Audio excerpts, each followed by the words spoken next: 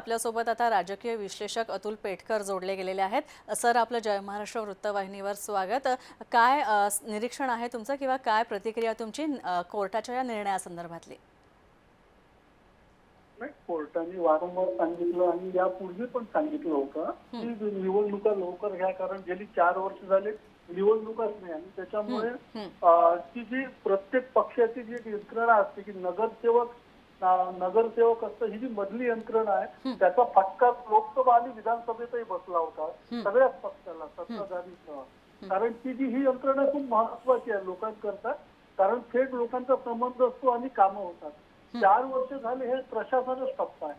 त्याच्यामुळे आता यांना निवडणुका घेतल्याही पाहिजे आणि न्यायालयाचे निर्णय आता आजही करायला पाहिजे. तर मला वाटतं बहुतेक नोव्हेंबरमध्ये ह्या निवडणुका होतीलही, त्यात ते शंका दिसत नाही.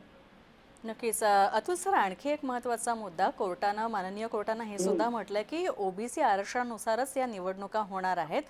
तर याचा पुढे कसा काय परिणाम होऊ शकतो जर निवडणुका लागल्या आणि झाल्या तर?